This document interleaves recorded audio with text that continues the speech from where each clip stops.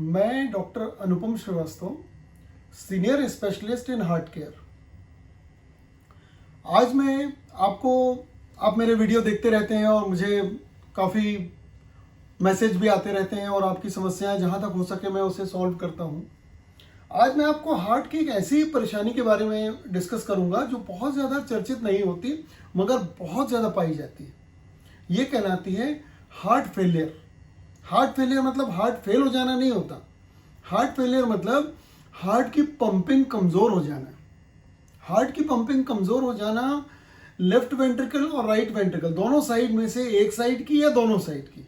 अगर दोनों साइड की होती है तो उसे कंजेस्टिव हार्ट फेलियर बोलते हैं, और अगर एक बाई वेंट्रिकुलर फेलियर, और अगर एक साइड की होती है लेफ्ट साइड की तो उसे एलवीएफ या लेफ्ट वेंट्रिकुलर फेलियर बोलते हैं, जो कि बहुत कॉमन है। आपने सुना होगा, बहुत से लोग बोलते हैं हमारा हार्ट इतने % काम कर रहा है, इतना कम हो गया।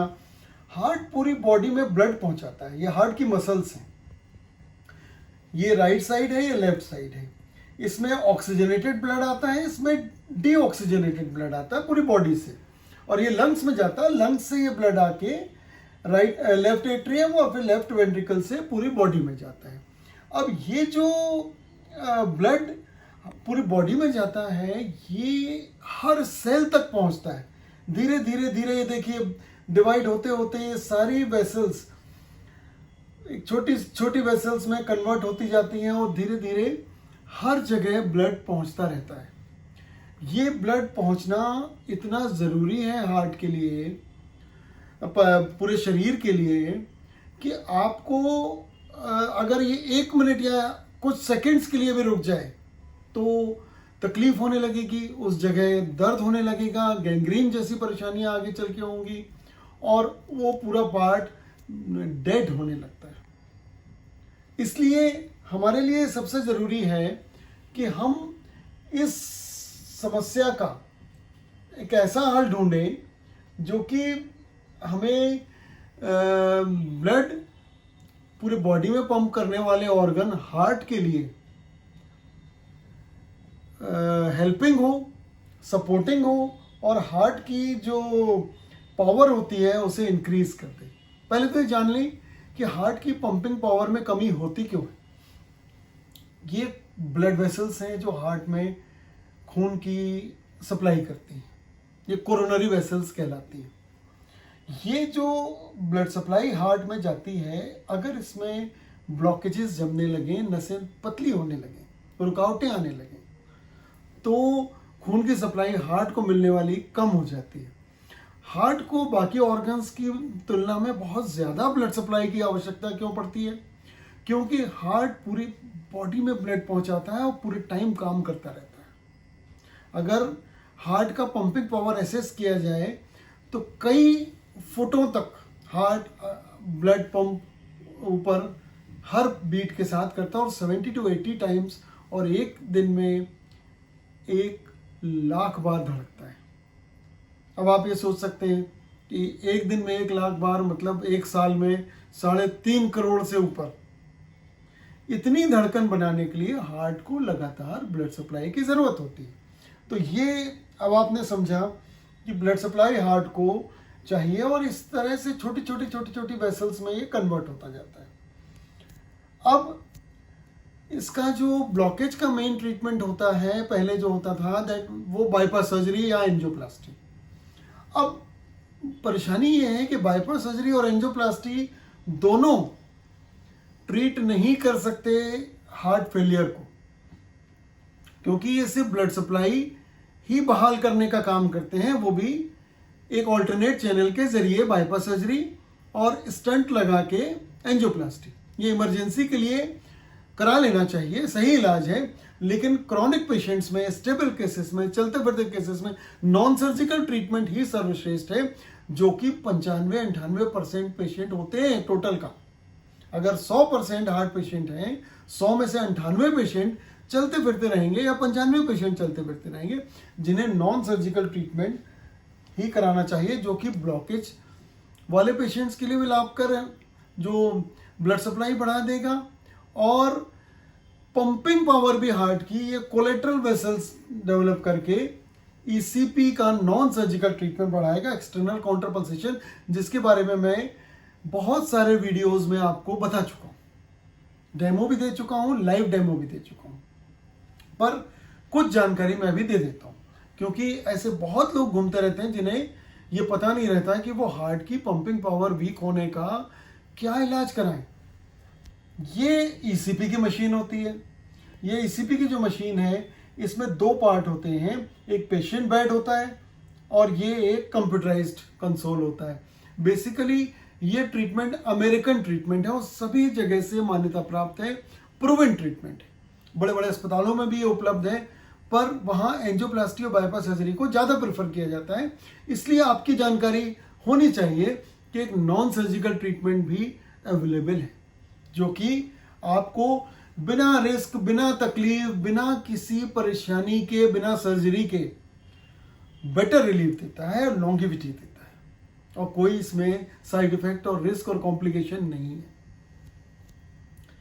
अब ये अमेरिकन प्रूवन ट्रीटमेंट है, जो कि मैंने आपको जैसा बताया, ये रिस्क फ्री है, इसमें किसी तरह की कोई दिक्कत नहीं है, किसी तरह की कोई परेशानी नहीं है। हम लोग बहुत सारे केसेस कर रहे हैं, करते आ रहे हैं। ये उसी हमारे सेंटर की मशीन है, हमारे सेंटर की मशीन के डिटेल्स हैं ये, और हम अभी तक हज़ारों की संख्या में केसेस कर चुके हैं, जो कि इम्प्रूव होते होते आज हमारे पास फेल केसेस ही नहीं है। अधिकतर केसेस इम्प्रूव हो जाते हैं और पंपिंग पावर बढ़ जाती है, लेकिन उसकी कुछ कंडीशंस होती हैं। पहले मैं देखता हूँ, मैं खुद उस पेशेंट का इकोकार्डियोग्राफी, कलर डॉपलर टेस्ट या वेस्कुलोग्राफी टेस्ट करता हूँ। उसके बाद मैं उन्हें क्लियरली बताता हूँ कि आपके इतने इम्प्रूवमेंट के चांसेस हैं। अभी तक मैं आपसे बता रहा हूँ कि इम्प्रूवमेंट ज़्यादा ही आया है जितना मैंने बताया। कोई भी डिससेटिस्फाइड पेशेंट, अनसेटिस्फाइड पेशेंट हम लोग नहीं रखते। अब ये देखें, ब्लड सप्लाई बिफोर ईसीपी और आफ्टर ईसीपी हमारे सेंटर में, ये देख रहे हैं आप। इस तरह से जो आपने अभी तो ये आपने जो देखा, ये सभी जगह से मान्यता प्राप्त है। मैंने आपको बताया जितना FDI USA, American college of cardiology, American heart association, European society of cardiology, सभी जगह से, और सभी जगह ये अवेलेबल है, बुक्स में आ गया है। मेडिकल कॉलेज में अब ये लोगों को, स्टूडेंट्स को, मेडिकल जो आगे डॉक्टर बनेंगे उन्हें कार्डियोलॉजी में पढ़ाया जाने लगा है, हार्ट डिजीजेस की बुक में। ये बाईपास सर्जरी के पहले से मेंशन किया उन्होंने। ये अप्रूवल्स मिल चुके हैं इस ट्रीटमेंट को, और हर तरफ से इस ट्रीटमेंट को इन बीमारियों के लिए, देखिए, ब्लॉकेजेस जो एंजाइना होता है, हार्ट अटैक और लेफ्ट वेंट्रिकुलर फेलियर और कंजेस्टिव हार्ट फेलियर, और पेशेंट इवन शॉक में है जब ज़्यादा हो गया, तब के लिए भी ये ट्रीटमेंट अप्रूव्ड है। तो ये ट्रीटमेंट नॉन सर्जिकल है, सेफ है, हर तरह से यूजफुल है, और दुनिया के बड़े बड़े अस्पतालों में, Mayo clinic, Cleveland clinic, Pittsburgh, Texas heart institute, Miami heart institute, Johns Hopkins, ये सारे जगह इसे किया जा रहा है।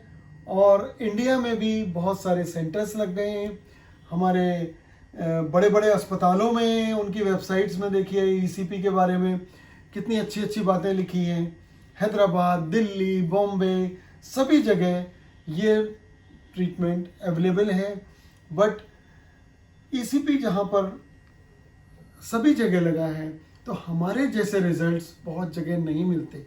जो doctor Anupam Srivastava heart care है जबलपुर एमपी में, वहाँ जैसे रिजल्ट नहीं मिलते। इसका कारण है कि मैं खुद ही पेशेंट देखता हूँ, खुद ही उसे इन्वेस्टिगेट करता हूँ।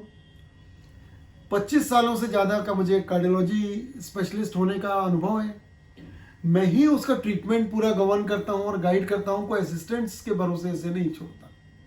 ये कारण है कि हमारे रिजल्ट्स सबसे बेटर आते हैं, सर्वश्रेष्ठ होते हैं, और हमारे रिजल्ट्स अभी वर्ल्ड लेवल पे लोगों ने मेंशन किए हैं और काफ़ी सराहे जा रहे हैं। टॉप 5 सेंटर्स में हम एशिया में हैं, वर्ल्ड लेवल पर भी हमें। और एक आपको लास्ट में ये बता देता हूँ कि किस तरह से ईसीपी काम करती है। जो ये 3 कप्स जो हमने आपको दिखाए, ये पेशेंट को लगा दिए जाते हैं। पेशेंट का हार्ट ही मशीन चलाता है। पेशेंट के हार्ट के जरिए मैसेज जाता है मशीन में, और जब हार्ट फैल रहा होता है उस वक्त ही मशीन पंप करती है और हार्ट को ब्लड सप्लाई देती है। हार्ट आपकी पूरी बॉडी को सप्लाई देता है, ये मशीन हार्ट को ब्लड सप्लाई देती है। इतनी high quality machine, it's automatic machine. और जब ये इसमें ब्लड सप्लाई पहुंचती रहती है, लगातार हैमरिंग होती है, तो न्यू वेसल्स भी जनरेट होती हैं। जो ब्लॉकेज वाली वेसल्स हैं वो भी डायलेट हो जाती हैं, हार्ट को सपोर्ट भी मिल जाता है। और ये प्रूवन टेक्निक है, इस पर बहुत सारी रिसर्च हो चुकी है।